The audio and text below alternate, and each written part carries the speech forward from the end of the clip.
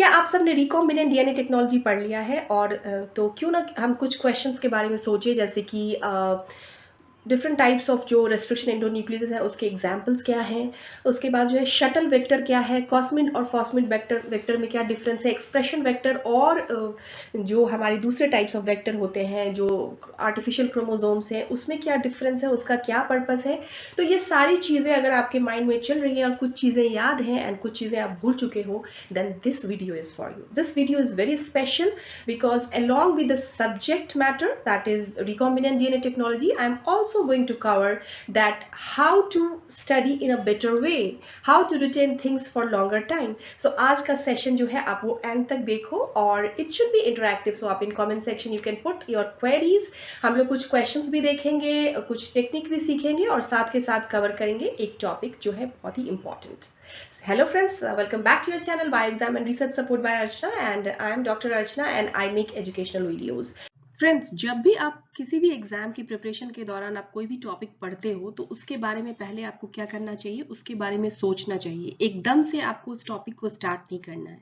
For example, जैसे अभी हम रिकॉम्बिनेंट डीएनए टेक्नोलॉजी पढ़ रहे हैं तो हमारे माइंड में सबसे पहले क्या क्वेश्चन आना चाहिए कि वाई रिकॉम्बिनेंट डीएनए टेक्नोलॉजी, ये क्यों किया जाता है, इसके क्या एडवांटेज हैं, क्यों ये बायोटेक्नोलॉजी में ये चीज़ की जाती है, ये चीज़ है, इसका एडवांटेजेस क्या है, लिमिटेशन क्या है, इसके बारे में आप सोच सकते हो। देन हाउ जो रिकॉम्बिनेंट डीएनए टेक्नोलॉजी है, ये जो यूज़ हो रहा है वो कैसे यूज़ हो रहा है, कौन से ऐसे टूल्स हैं। अब टूल्स हैं तो नेचुरली ये बायोटेक्नोलॉजिकल टूल्स हैं, तो क्या क्या चीज़ें इसमें यूज़ होती हैं, कौन सा एंजाइम यूज होता है, कौन सा anything whatever related to it, वो कैसे वो टूल्स यूज होते हैं। तो ये पहले आपको 5 सेकेंड 10 सेकेंड 1 मिनट आपको ये सोचना है, so that you will develop interest towards that particular topic.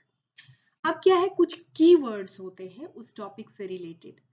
तो कुछ कीवर्ड्स अगर आप जान लोगे, जैसे कि मैंने अभी बात की थी टूल्स के बारे में, तो वो टूल्स क्या हो सकते हैं, restriction enzyme, DNA ligases, vectors. फिर आप टेक्निक्स के बारे में सोचो कि जीन क्लोनिंग के बारे में आपने सुना होगा, PCR, blotting, DNA sequencing. Similarly different different types of terms are there. तो जो भी उससे रिलेटेड टर्म्स हैं, कीवर्ड्स हैं, उसके बारे में पहले आपको उसको देखना है और सोचना है और ये पूछना है कि whether you know about it और नॉट। आपको उसके बारे में पता है कि रेस्ट्रिक्शन एंजाइम है, आपको पता है कि क्या है, उसका फंक्शन क्या है, उसके टाइप्स क्या क्या है।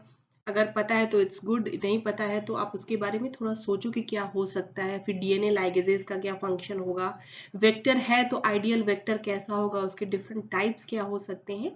तो इस तरह से जो है आपको उसके बारे में सोचना। वो कहते हैं ना कि जब आप किसी जगह पे आपको पहुंचना है तो उसका एड्रेस आपके पास होना चाहिए, वैसे ही अगर आपको किसी चीज के बारे में पढ़ना है तो उसके कीवर्ड्स आपके पास होने चाहिए और उस कीवर्ड्स पे आपको ना सोचना है कि आखिर वो क्या है।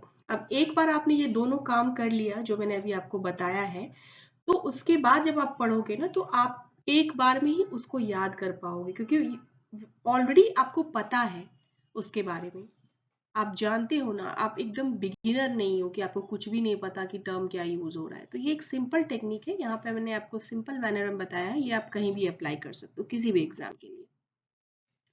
तो लेट्स सी, कुछ क्वेश्चंस हम देख लेते हैं। तो एक है, which of the following is the characteristic feature of A cosmid vector. अब कॉस्मिड वेक्टर, यहाँ पे हम लोग किसी भी क्वेश्चन का आंसर नहीं करने वाले हैं, जस्ट हम लोग देखने वाले हैं कि जब आप कोई भी एग्जाम की प्रिपरेशन करते हो तो आप सिलेबस को पहले देखते हो। इसके ऊपर पहले भी मैंने 2-3 वीडियो बना दिए, आप जाके देख सकते हो, मैं लिंक डिस्क्रिप्शन में डाल दूंगी। And the second thing is question, और क्वेश्चन से भी आप पढ़ सकते हो, क्वेश्चन से भी आप क्यूरियोसिटी डेवलप कर सकते हो। जैसे कि कॉस्मिड वेक्टर, तो जिनको पता है इट्स ओके, इनको नहीं पता फिर कॉस साइड क्या है, उसका साइज क्या है, फिर उसके बाद जो है ओरिजिन ऑफ रिप्लिकेशन क्या है। इस क्वेश्चन में भी बहुत सारी चीजें ऐसे पूछी गई हैं जो कि उसके बेसिस पे भी आप जो है वो बहुत सारे क्वेश्चंस आपके माइंड में आ सकते हैं। तो उन क्वेश्चन को जो है ना वो दिमाग में बनने दो। क्रिस्पर क्रिस्पर क्रिस्पर, सब क्रिस्पर कैस9 ये सब लोग जानते हैं, पढ़ते हैं।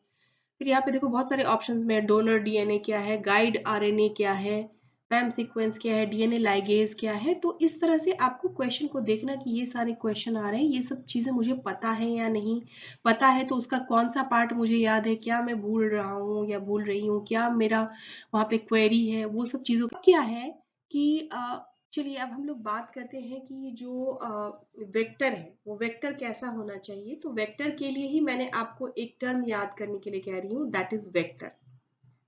वेक्टर के बारे में जो आप प्रॉपर्टी जान रहे हो ना कि एक आइडियल वेक्टर कैसा होना चाहिए, तो मैं कह रही हूँ आप याद कर लो वेक्टर वो कैसे। तो V stands for versatile and replicable. तो जो आपका वेक्टर है ना उसमें ओरिजिन ऑफ रिप्लिकेशन होना चाहिए, मतलब वो इंडिपेंडेंटली वो रेप्लिकेट कर सके होस्ट सेल में। जो सेकेंड ट्रेट है वो है ई, वेक्टर का V E, that is easy selection.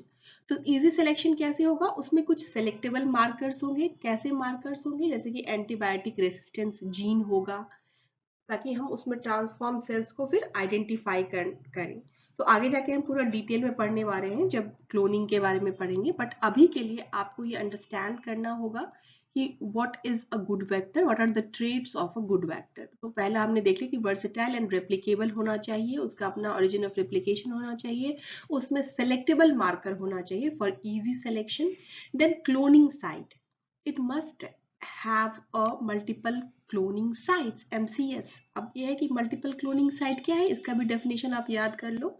अगर मल्टीपल क्लोनिंग साइट होगा ना तो उसमें फॉरेन डीएनए को आप स्पेसिफिक साइट पे आप उसको क्लोन कर सकते हो, इंसर्ट कर सकते हो। Then it should be tiny and stable, मतलब इसका साइज जो है ना वो स्मॉल होना चाहिए, so that it can be manipulated easily and should not undergo unwanted recombination. तो साइज जो है वो स्मॉल होना चाहिए। देन हाई कॉपी नंबर जो है, O for optimal copy number आप याद कर सकते हो, तो हाई कॉपी नंबर होना चाहिए to ensure efficient amplification of the inserted gene. क्योंकि आफ्टर ऑल हम क्या चाह रहे हैं, हम यही चाह रहे हैं कि हमारा जीन ऑफ जो इंटरेस्ट है उसके मल्टीपल कॉपीज मिले हमें, तो जो है उसका हाई कॉपी नंबर होना चाहिए। देन उसमें कुछ रिपोर्टर जीन्स होने चाहिए। So it contains screening markers, like आगे जाके आप पढ़ोगे लैग-Z होता है फॉर ब्लू व्हाइट सिलेक्शन, और फिर आपके पास GFP होता है फ्लोरोसेंस डिटेक्शन के लिए। तो इस तरह के कुछ उसमें रिपोर्टर जीन्स होने चाहिए। And then suitability for host. So जो भी आपका होस्ट है, तो different types of again hosts है, तो उसके साथ ये कंपैटिबल हो, वो सूटेबल हो उस होस्ट के लिए। तो इस तरह से वेक्टर्स टर्म से ही आपने वेक्टर की आइडियल प्रॉपर्टीज जान ली। V for versatile and replicable, that is it has its own origin of replication. Then easy selection, so it includes certain selectable markers like antibiotic resistance gene. It must have multiple cloning sites to allow insertion of foreign DNA at specific sites. Then it must have time, it should be very small in size for easy manipulation. Optimal copy number, that it must has a high copy number which ensures efficient amplification of the inserted genes. Then it must have reporter genes which contains screening markers like LAG-Z or for blue white selection or GFE. And then it has suitability for host, means it should be compatible with the host in which you are going to put it.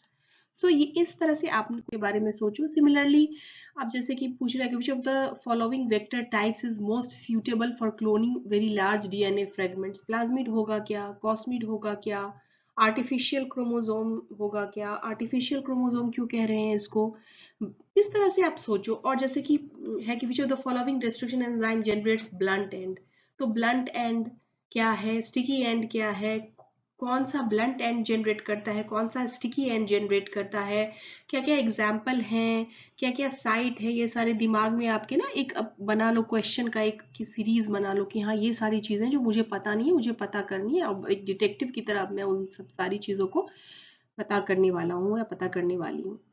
देखिए इतना time आजकल इतना पढ़ना होता है भी किसी भी कॉम्पिटिटिव एग्जामिनेशन के लिए, और स्टूडेंट्स का जो है ना वो बहुत जल्दी डिस्ट्रैक्ट हो रहे हैं because of sort multiple things happening around.